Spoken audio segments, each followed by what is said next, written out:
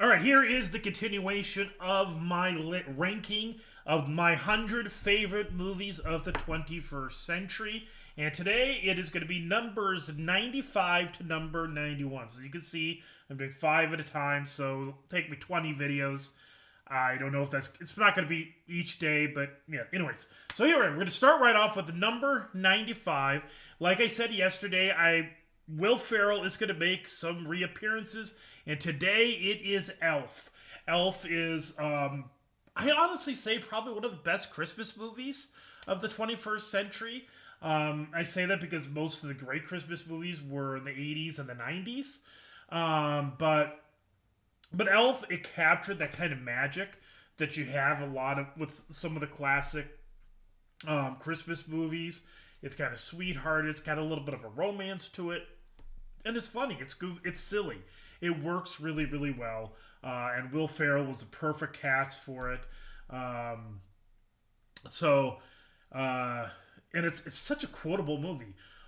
The best way to spread Christmas cheer is to sing loud and clear for all to hear. I actually quote that quite often, except for I don't put it in the context of Christmas. I just cheer in period. Here in the church, we sing hymns, we sing music. Music is a great way to spread joy, to spread, kind of an emotion and things like that. So, anyways, number 95, I'm going to go with Elf. Number 94, we're going back to yet another Pixar movie. We're only number 94, and I've already got 3 Pixar films. Just a reminder that Pixar, when it was at the top of its game, it was really, really good. And I mean, it's been a while since Pixar's put out a movie that truly excelled. Spoiler alert: Inside Out 2 was good, but it's not going to be on this list because, again, my rule of only one film per series. But anyways, Up is the one that it's kind of like Wall-E. The movie Up and Wall-E are 2 movies that they both win me over with this only a few minutes. For Wall-E, it's the opening scenes, and I'm not sure if I have that on this list or not. It might be just outside of the top 100. I'm not 100%. I'd have to go look at my list. But Up is one that very much wins me over in that opening sequence. The kind of the tracing the life of the main character. Carl Fredericks, played by Ed Asner, who, for those who are not familiar, Ed Asner's kind of a legend in Hollywood for all the many roles that he's done throughout the years. But anyways, he played the main character, Carl. But like I said, the opening sequence of that relationship and the tragedy that it ends with, it's a very wonderful opening, and the rest of the film is very lighthearted. It's cheerful. The rest of the film doesn't capture me the way some of the other Pixar movies do, but that opening sequence is just so good in that, and especially that film score. Directed by Pete Docter. I have a lot of respect for Pete Docter. But anyways, all right. So number 93, we're going to go to a very different type of film, Sin City. Much like 300, it's got a very... I love the style of it. I love the kind of the almost black and white noir coloring. And I love film noir, where it's kind of like the old era, and you have that voiceover, that gritty type thing. I'd love to see a good noir Batman film. Kind of like if you ever watched Batman Year One, the animated version. I'd love to see someone do that with a movie. But anyways, Sin City, I love the characters. I love the different stories that are throughout it. Almost kind of working like a little bit like a Pulp Fiction type narrative style, and I like that. All right. So that's number 93. So Number 93 is Sin City. Number 92, Catch Me If You Can, directed by Steven Spielberg.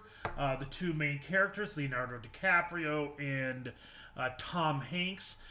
This is kind of the time period where Leonardo DiCaprio started to rebuild his image, because he was in the movie The Titanic, but he kind of burned a few bridges at that time, and so kind of with Catch Me If You Can is when his image starts rebuilding itself.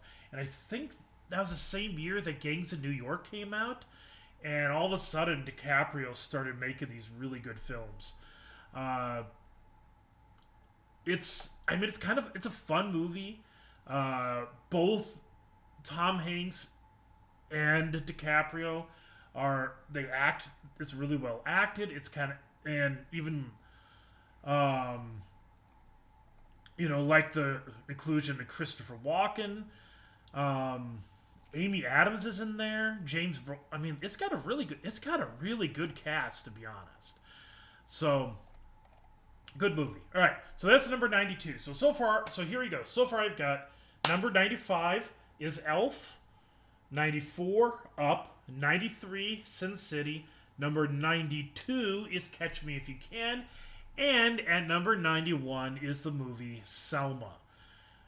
If you haven't noticed that all of these movies are very different. I mean, granted, Catch Me If You Can is based on a biographical story, just like Selma is, but it's such a different story.